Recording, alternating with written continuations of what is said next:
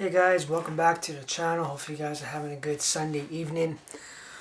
This video I want to talk to you guys about my third vehicle that we had after my stepdad sold 1986 Dodge Ram 150. Again, I was out with no vehicle.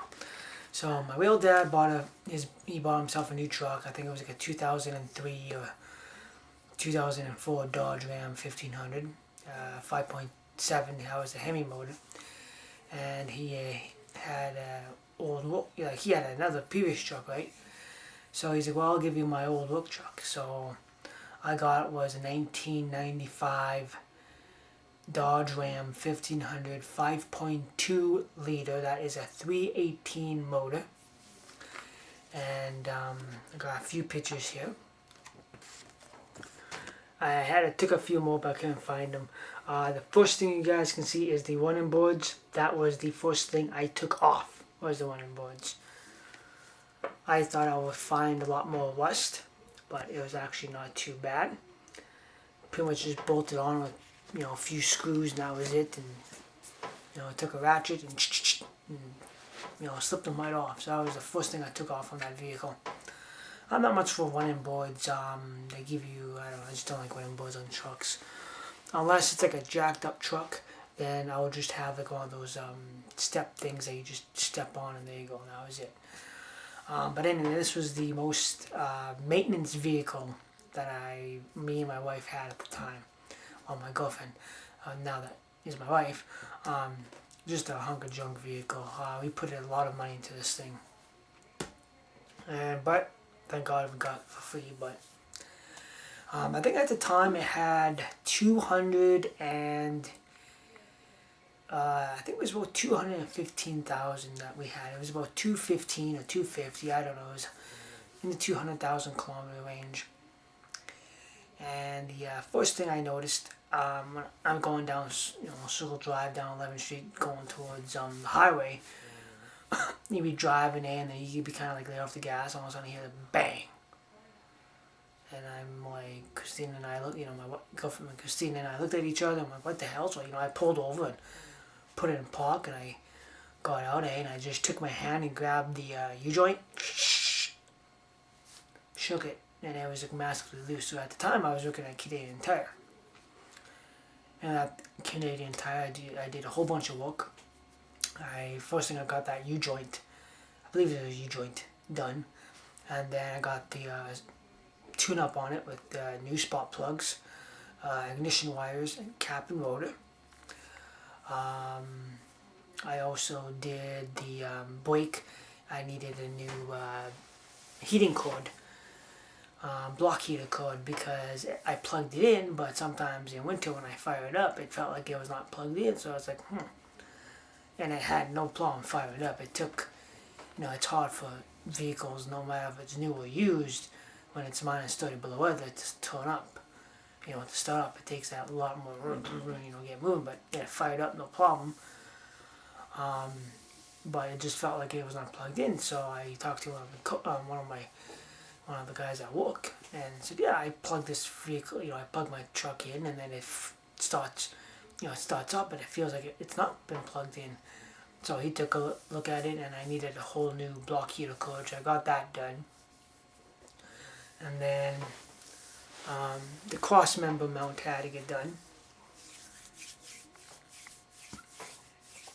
The cross member mount was pretty much a big metal piece that kind of goes under the undercarriage, like right by the transmission mount thing. That has to be changed. That was like a $350 bill. Excuse me, for that. So we installed that, and a few other things, and then obviously I got on a minor Honda and been there ever since, and did a few other things. And then I remember we were taking it to we went to Calgary with it, and in that time frame I also had to put a new alternator in it, and then we put a new battery in it. And when we were taking it up to Alberta, to Calgary, I think that they were doing a lot more spot checks in Alberta. They were really cracking down for older vehicles because there was a lot of old vehicles that shouldn't even be on the road, eh? So it's like, maybe I should get this thing in for a good check-in. So I got it in for like a C service, and and at the time I was working like 5 days on, 5 days off. So I work from noon to 5 for like, Thursday, Friday, Monday, Tuesday, Wednesday, and then I'll be off for a week. And I pretty much did that for 3 years though, but at the time, so I got it in for service, and I needed the rotors. I do remember that because one of the white front passenger rotor was warped. So as the brakes kind of go around, it'll kind of go around and then back and then back because it was warped. So every time you stopped, it was like. So got the front brake pads done, the passenger rotor replaced, well, both rotors replaced because they look kind of stupid having one new rotor and one old rotor.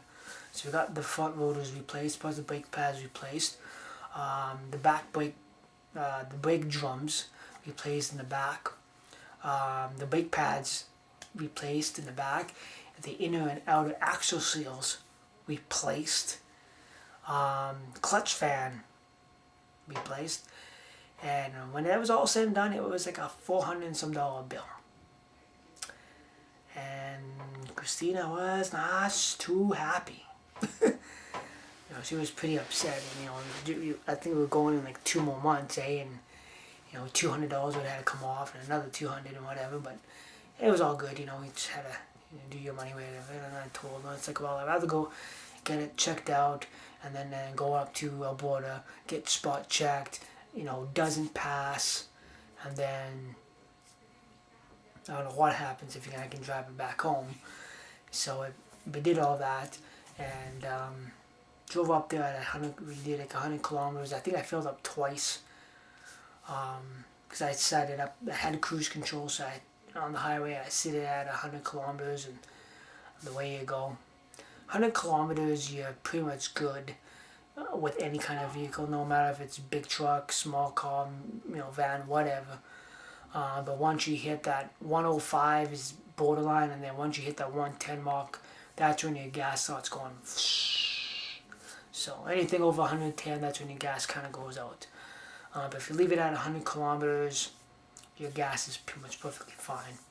So we went to Calgary, made it there, made it back, and then it was just cost. I also went up to Regina a few times with it, and it can pretty much make it to Regina and back on a tank of gas if you leave it at 100 kilometers. And it was just costing us way freaking too much money to fill. At the time, gas was like $1.16. So almost at empty, it took like $150 to fill. It was crazy, and it was just costing us way too much money. I think we sunk like probably $6,000 into that damn truck.